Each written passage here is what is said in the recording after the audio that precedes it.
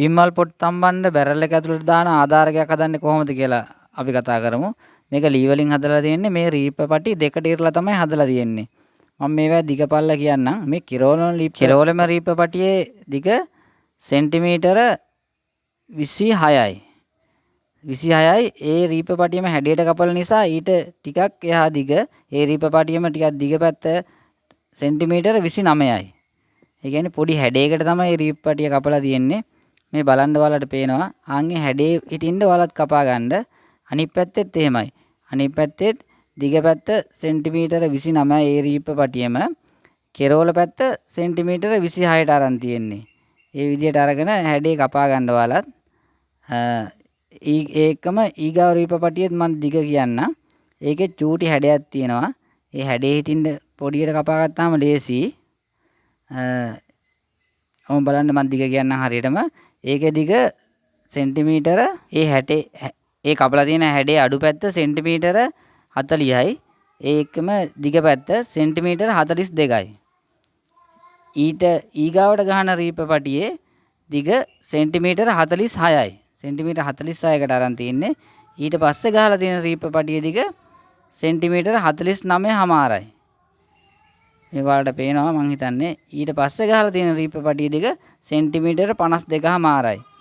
52.5යි 53ට වගේ කැපුවත් ප්‍රශ්නයක් නැහැ.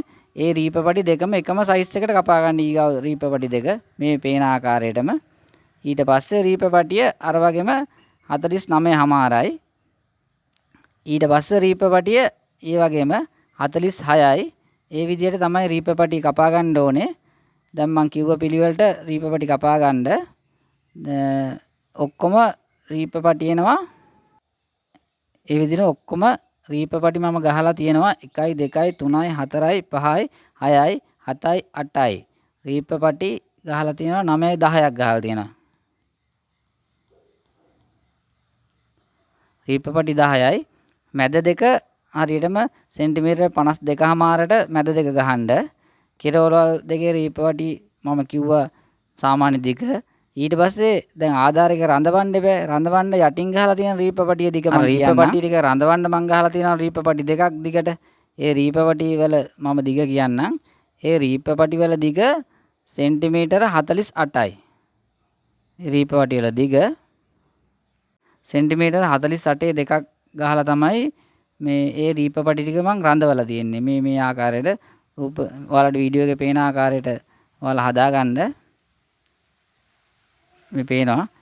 එහෙම පටි දෙක තමයි රඳවන්නේ. අර මං කිව්ව රීප පටි දෙක. ඒ රීප පටි දෙක රඳවන්න දැන් පළලට ගහන්න එපා ලී කෑල්ල. ඒ පළලට ගහන ලී කෑල්ලේ අගය සෙන්ටිමීටර 26ක් පළලට තමයි අර රඳවන රීප පටි දෙක ගහන්න ඕනේ. ගහලා ඒක උඩ තමයි චූටි රීප පටි ගහන්න ඕනේ. ඊට පස්සේ දැන් ඒ ගහපු රීප පටි ඒ සැකිල්ල රඳවන එක බලමු. මම ගහලා තියෙන විදිහට නම් ඒ පළල කෑල්ලේ දිග සෙන්ටිමීටර 26ට කපලා ගහලා තියෙන්නේ. සෙන්ටිමීටර 26ට කපලා ගහලා තියෙන්නේ. ඒ ගහන්නත් කලින් අපි අර දෙකේ ලී කුට්ටි කෑලි වගේ උත් කපාගෙන කලින් තියාගන්න ඕනේ. ඒ කුට්ටි කෑලි වලත් මම උස්ස එහෙම කියන්නම්. දැන් ඒ දෙකේ කුට්ටි කෑලි අඟල් 2මාරක් උසට තමයි කපා ගන්න ඕනේ. දෙකේ ලී කෑල්ලකින් අඟල් 2මාරට උස කුට්ටි 4ක් කපලා තියාගන්න. ඒ කුට්ටි වලට තමයි මං අර අනික් ලී ගහලා රඳවලා තියෙන්නේ. කියන්නේ ඔයාලට මේ වීඩියෝ එකේ පේනවා ඇති. අර අපේ සැකිල්ලට තමයි අර ලී කුට්ටි 4 ගහන්න මුලින්ම. ඊට පස්සේ ඒ ලී කුට්ටි 4 ගහලා ඒකට තමයි වටේට රීප්ප ගහලා රඳව ගන්න ඕනේ. මේ පේනවා අඟල් 2මාරට කපලා තියෙන්නේ ලී කුට්ටිය. ඒතකොට අර රීප්ප පටියත් එක්කම දිග එනවා අඟල් 3ක්. අර ගහලා තියෙන රීප්ප පටියත් එක්කම දිග අඟල් 3ක් එනවා. ඒ විදිහට ගහ ගන්න ඕනේ. මං හිතනවා මේ රූපතරාණේ පේන විදියට ඔයාලට පැහැදිලි ඒක. ඊට පස්සේ මුළු මේකේම දිග එන්න ඕනේ. ඒ කියන්නේ උස එන්න ඕනේ හරියට බැලුවොත් අඟල් 4යි. මුළු අපේ සැකිල්ලෙම උස අඟල් 4යි. අඟල් 4ක් උස හිටින්න තමයි ගහ ගන්න ඕනේ.